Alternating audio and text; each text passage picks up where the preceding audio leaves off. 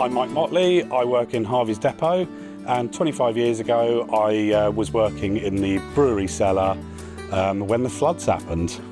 I remember as the waters were gradually rising, Miles Jenner came and asked for me to help him move his valuable items of furniture upstairs in his house.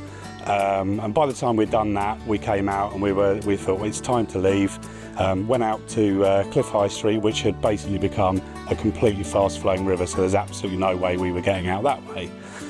So we went to the back of the brewery, again, all blocked, so the only option was to head upstairs into the brewery and stay upstairs and wait to see what happened, because we didn't know what we were doing at that point.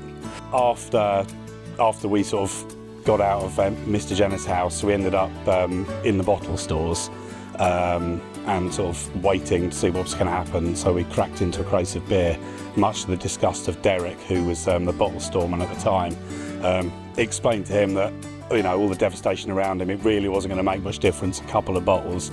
So yeah, we just waited, and then the lifeboat came around the corner through the yard, which was a very, very bizarre sight, and took us a few at a time back through Harvey's yard, through the car park, and to near Tesco's roundabout, which was sort of become a sort of natural slipway at the time. And yeah, we sort of retired to the pub after that. What else are you supposed to do, really? And then a couple of days later, when we came back to work, there was this horrendous smell of diesel and whatever else was in there, mud and everything. And I remember distinctly walking to the brewery and it being pitch black, but there being this really eerie talking.